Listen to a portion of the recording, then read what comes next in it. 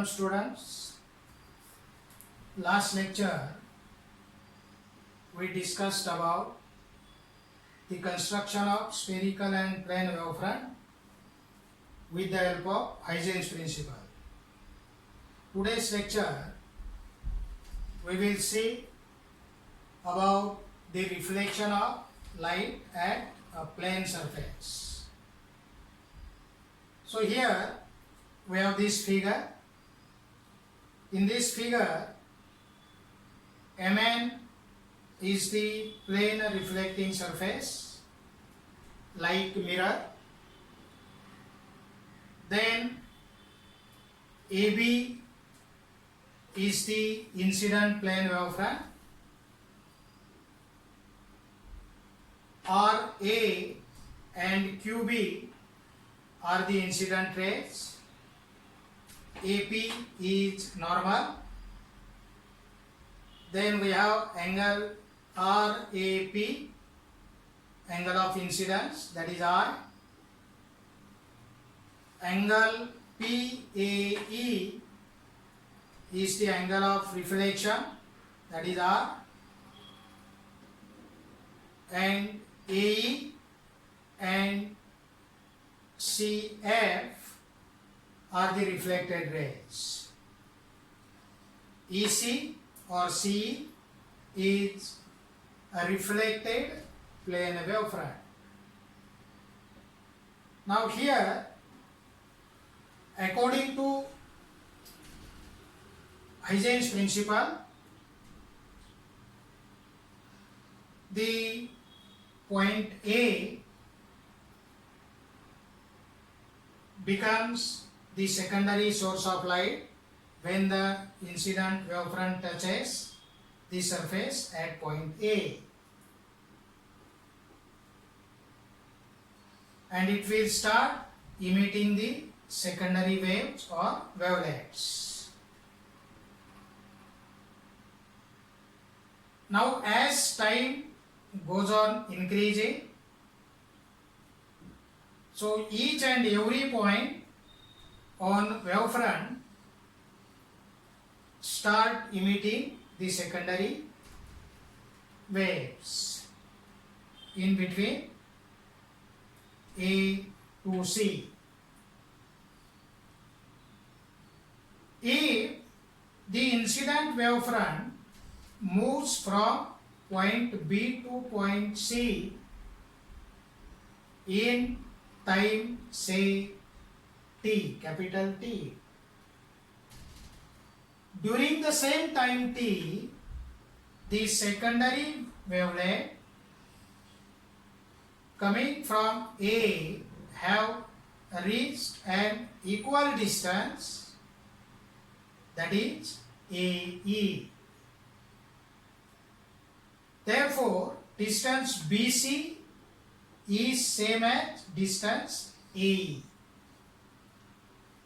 and that distance is equal to Vt, where V is the velocity of light in the given media and T is the time taken by that plane wavefront to move from point B to C or A to E. To find out the new reflected plane wavefront, we can take distance Vt as a radius and point A as a center. We can draw the hemisphere. Here the radius Vt at point A is maximum, and that radius goes on decreasing gradually towards point C, and at point C the radius is 0. So in this way we can draw number of hemispheres in between point A and C as the sources of secondary waves. Now here,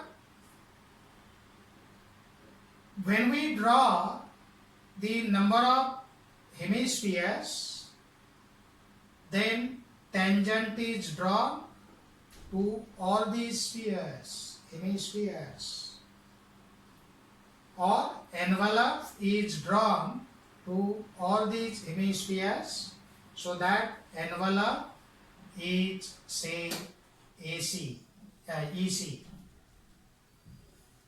Then join AE and draw another parallel ray CF to AE. So these two reflected rays bounce the reflected plane wavefront EC. Then from the geometry of this figure, we have AE is equal to BC, that is distance VT. As RA and AP are the perpendiculars to AB and AC, therefore angle BAC is equal to angle RAP, that is I, angle of incidence. We call this as equation 1. In the figure, triangle ABC and triangle AEC are right angle triangles. In these triangles, AC is common hypotenuse and AE is equal to BC. Hence, these two triangles are congruent triangles. These are the congruent triangles. Therefore, angle ACE is equal to angle BAC, that is also I. We have equation 2. Then the angle of reflection is PAE, that is R, and here AE is perpendicular to C and AP is perpendicular to AC. Therefore, angle ACE is equal to angle PAE, that is R, angle of reflection. Suppose this is equation 3. So from equation 2 and 3, we have the relation, that is angle I is equal to angle R. Angle of incidence is equal to angle of reflection. This is the first law of reflection. Then we have second law of reflection. Incident rays, reflected rays and normal lie in the same plane. And third one, incident rays and reflected rays are opposite to the normal. Now here, the size of the incident plane wavefront AB, and this wavefront is bounded by the two incident rays RA and QB or QC, and we have new reflected plane wavefront, that is EC or CE, which is bounded by two reflected rays AE and CF. Now here, points E and C are in the same phase. the size of incident plane wavefront and the new reflected plane wavefront are same.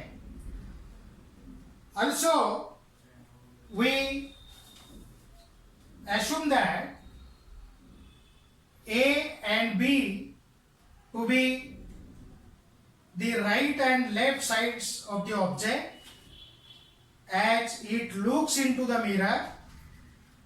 After reflection, the right side at A is seen at E, that is A is seen at E, and the left side at B is seen at C, that is right and left sides are interchanged as the image comes out of the mirror. Means right and left sides are interchanged, and this is called lateral inversion. So in this way we can discuss, we have discussed the reflection of light at a plane reflecting surface, that is the laws of reflection. So this is all about the reflection of plane wavefront at a plane reflecting surface. So in next lecture we will see the information about the refraction of light at a plane refracting surface. Thank you.